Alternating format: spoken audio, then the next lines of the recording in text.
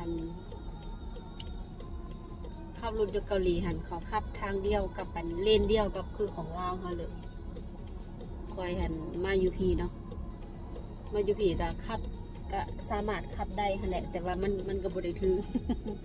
ลักขับบได้ถือโตะหั่นนะเพราะว่าคอยยังบ่ทันได้อันนั่นบ่ขับขี่อยู่เกาหลีเทื่อบ่ทันได้มาอันเรียนหนังสือแล้วก็เฮ็ดบ่ขับขี่อยู่เกาหลียังบ่ทันได้เฮ็ดเทื่อแต่ก็สามารถขับได้อยู่ในอันแบบว่าเมืองที่ว่าคอยอยู่หั่นนะขับไปหันไปนี่คอยก็ยังขับได้อยู่มาเบิ่งทางอยู่บ้านเขาโอ้ยจะเป็นงามเท่งามว่าอันนั้นหน่อยนึงอันเป็นขุมหน่อยนึงค่ะนะแต่ว่า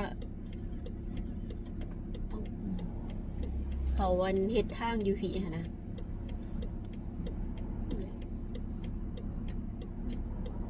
เขาเฮ็ดทางอยู่ผีหันก็เฮ็ดมือคืนน่ะเขาบ่ได้เฮ็ดมือเว้นมือคืนช่วงประมาณ11-12 โมงถึงเขาเฮ็ด11-12 โมงแล้วก็ตอนเช้าหันนะแล้วก็สั่งงานได้ปกติเลยเป็นท่าสะอ้อนอยู่บ้านเพิ่นเนาะหนทางเขาดีแล้วก็กล่องวงจรกับเต็มรถเกิดอุบัติเหตุนี้ยังค่ะนะสบายนะบ่ทาจำเป็นต้องติดกล่องหน้ารถหลังรถก็ได้เราสามารถไปเบิ่งอยู่ในแอปของรัฐบาลเขาแบบว่าเขานี่ยังดูท่าวะเขาสามารถกดได้ค่ะนะเบิ่งเวลานั้นเวลานี้แล้วก็เบิ่งออนไลน์ได้ว่าแบบจุดได้ที่ว่ารถติดบ่อีหยังบ่สินะแบบตัวเมืองเนาะแบบรถติดเฮาก็เบิ่งว่ามุ่งนี้หันรถติดเฮาบ่ไปจังซี่นะว่าเส้นนั้นเส้นนี้มันรถติดสิเราสามารถเบิ่งได้เบิดอะ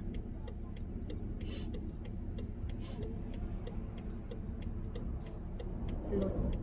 ก็มันสะดวกสบายอยู่บ้านเพิ่นเมืองเพิ่นรถจักรก็บ่ค่อยมีรถจักรก็บ่สู้มีเห็นนะส่วนหลายกันพวกมีแต่พวกแบบไรเดอร์บ่อีหยังแบบเขาส่งเครื่องเนาะเขาส่งเครื่องอันนั้นนะก็คือบ้านเฮาหั่นแหละแบบไรเดอร์แบบเขาส่งเครื่องตามบ่อนหันบ่นี้หันมีตัวนั้นแต่ส่วนหลายประชาชนแบบคนธรรมดานี่สิขี่หันมันบ่สู้มีปานใด